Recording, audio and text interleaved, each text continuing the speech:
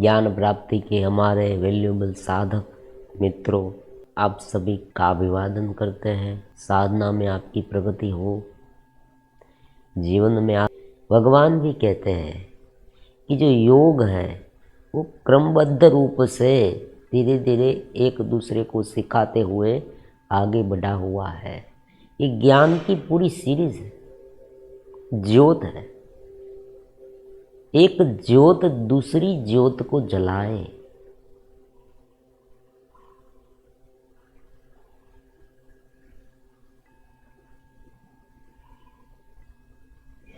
कृष्ण वंदे जगत गुरु। शिव भी गुरु है, कृष्ण भी गुरु है, भगवान गुरु है। परमात्मा अलग अलग माध्यम से मार्गदर्शक भेजने का काम करते हैं। मैंने बहुत बार ऐसे साधकों को प्रश्न पूछते हुए देखा है। वो पूछते हैं कि हमें हमारा गुरु कब मिलेगा।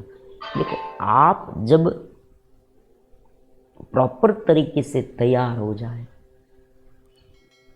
शक्तिपात आप में होगा, आप में आश्चर्यजनक फेरफार होगा, आपको अतीन्द्रिय अनुभव होगा। हमारे साथ साधना करते रहे होगा, लेकिन उनके लिए एक भूमिका बनेगी। पूर्ण श्रद्धा से, विश्वास से जुड़ेगी तो धीरे धीरे एक मार्ग बनेगा। डेफिनेटली आपके भीतर साक्षी भाव का प्रकट से हो पाएगा। आज हमारा महत्वपूर्ण साधना का जो सब्जेक्ट है,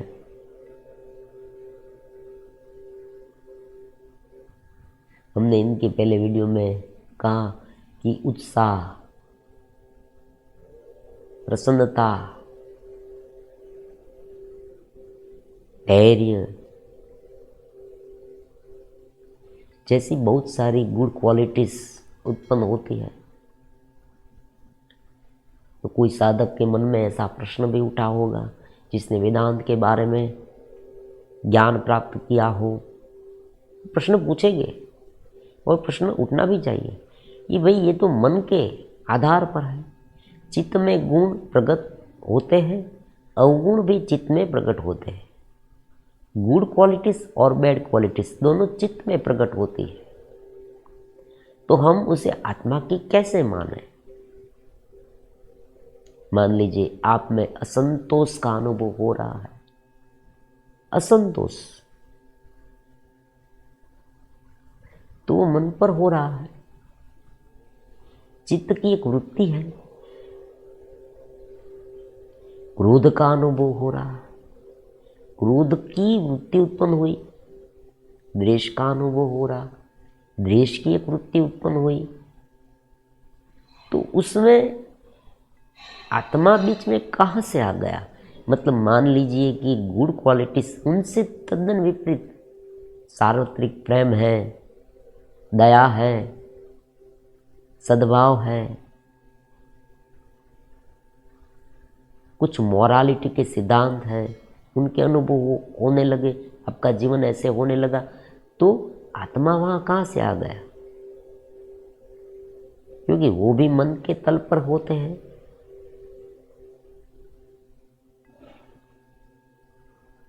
थोड़ा गहन है।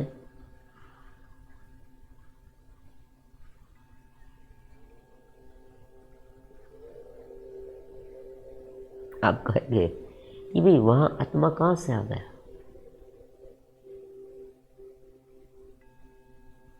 लेकिन आता है,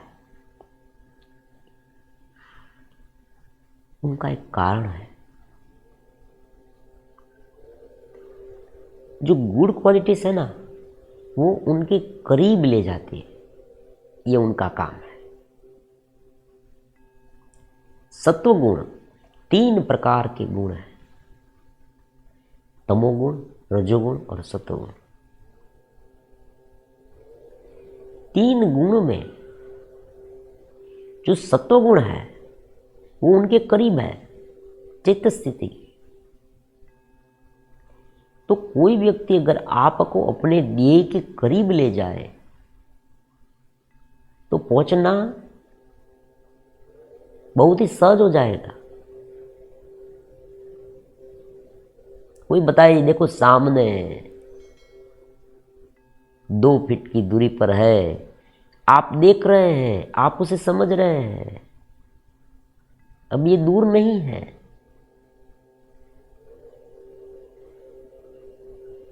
और कोई आपको उनसे दूर ले जाए, आप भी समझ सकेंगे कि भाई मैं दूर होता जा रहा हूं चेतना से।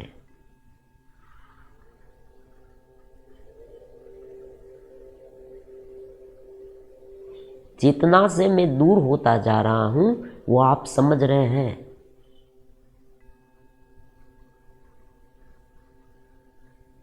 रूटीन लाइफ में देखना,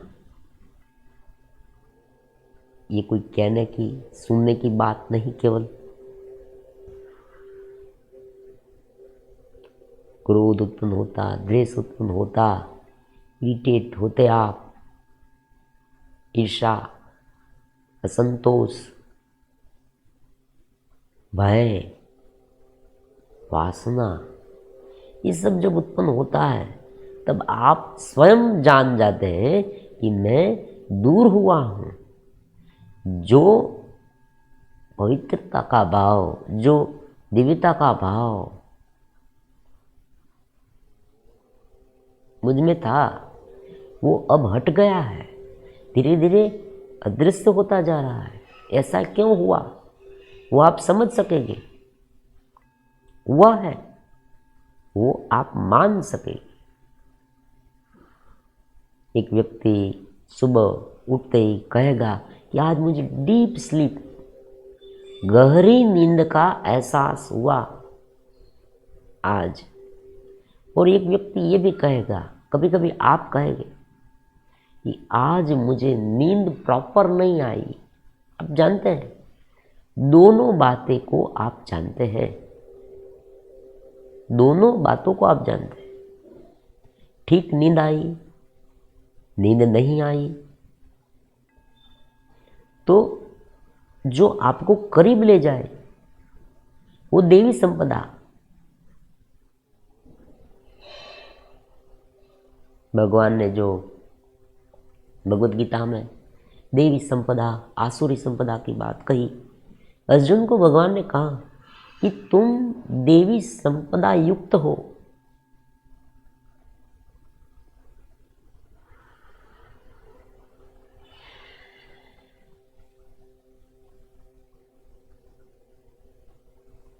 देवी संपदा जो है ना, वो मुक्ति के लिए है, भगवान कहते हैं। और जो आसुरी है, आसुरी गुण युक्त है, अवगुण, हम अवगुण कहेंगे, प्रतिकूलता, अभिमान, प्रबल गर्व, परमात्मा कहते हैं प्रबल गर्व, अतिमानिता, अभिमान, मैं करता हूं, मैं का भाव।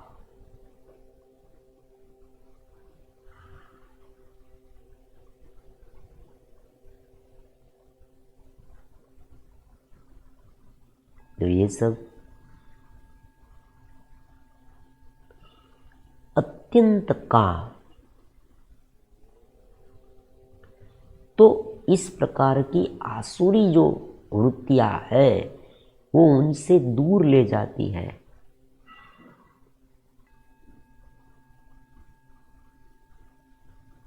शंकराचार्य का चिदानंद रूपम शिवोहम शिवोहम का जो सूत्र है, गान है, स्तोत्र है, वो आपने सुना होगा। न गुरु वे न शिष्य, गुरु भी नहीं शिष्य भी नहीं, लेकिन वो दोनों हैं कब तक, जब तक अनुभूति नहीं हुई।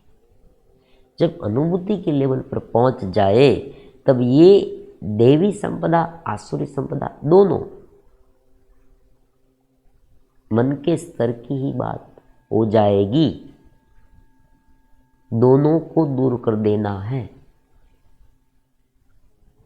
तुझे उत्साह है,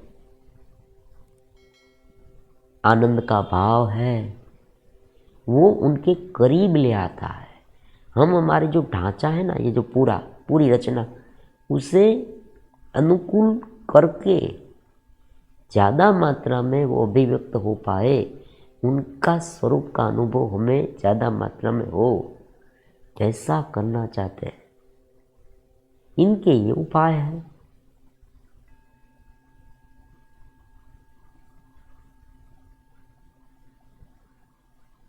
जब हमारा ध्येय सिद्ध हो जाए, हम ये कर पाए, हम उनमें सक्सेस हो जाए, तब उनका कोई काम नहीं। वो भी एक मन की वृत्ति हो गई। हम तो भीतर आनंद में ही हैं, फिर भी आनंद है एक हद तक। सत्य चित्तानंद, स्वरूपगत आनंद, ब्रह्माकार वृत्ति, वेदांत की भाषा में, भगवत भाव, भक्ति की भाषा में है। लेकिन कब तक? जब तक साधक पूरी तरह से तैयार न हो जाए।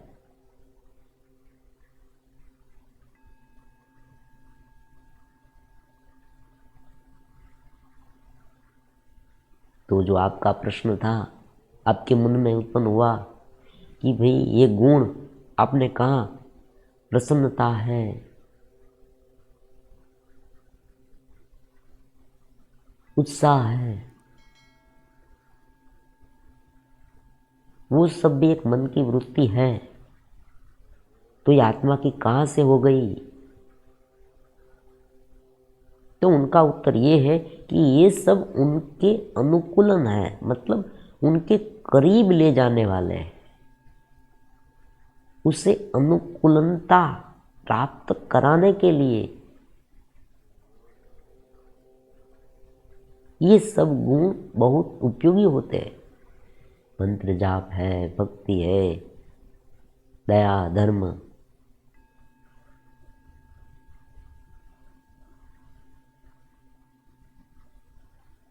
ये सब धीरे धीरे करते करते आप में एक परिपूर्णता का भाव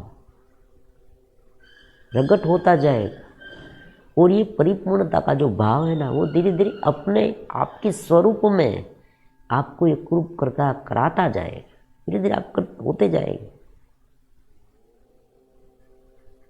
क्योंकि ये बंधन मन के स्तर पर इसी तरह से उत्पन्न हुआ है, तो उनका उकेल यही होगा, इसी तरह से ही होगा। जैसे कोई नींद में, मान लीजिए कोई एक व्यक्ति नींद में है, उनके पीछे बहुत सारे कुत्ते पड़े,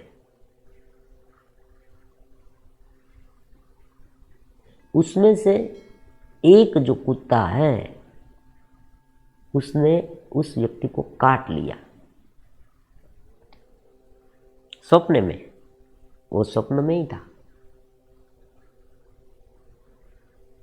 अब देखो, वो स्वप्न में था, कुत्ता भी स्वप्न में था।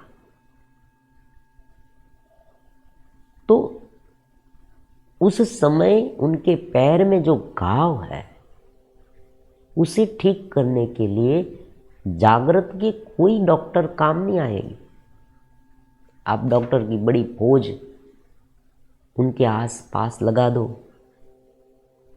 लेकिन स्वप्न में जो दर्द हो रहा है कुत्ते के काटने से, वो जागृत के डॉक्टर से ठीक नहीं होगा। तो उसे स्वप्न वाला डॉक्टर चाहिए।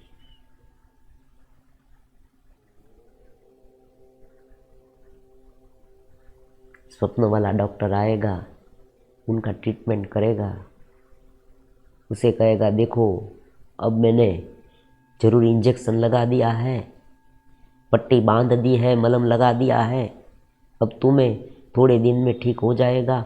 वो सोते सोते ही मान लेगा कि हाँ अच्छा ये सब हो गया है, उनकी पीड़ा भी दूर हो जाएगी। सुबह वो उठेगा, तुरंत आपको बताया कि भाई कुत्ते पीछे दौड़े थे, कुत्ते ने काटा, एक डॉक्टर आया और उसने पट्टी भी बांधी और मुझे ठीक भी हो गया। ये सब स्वप्न में हो गया।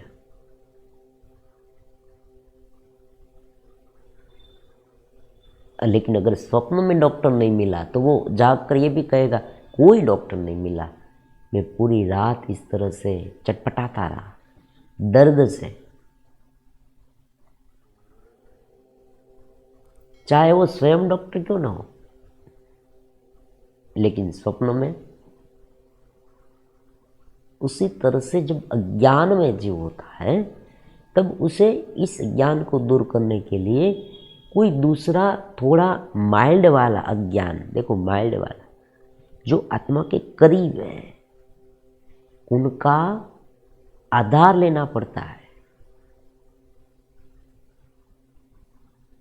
फिर उस आधार को भी छोड़ना पड़ता है। तो यहाँ ये बात है। तो आज के लिए हम इतना रखते हैं। ये चर्चा जो है थोड़ी गहन है, लेकिन धीरे धीरे आप उनको समझेंगे तो वेदांत की भाषा में आपको ठीक तरह से समझ में आ जाएगी।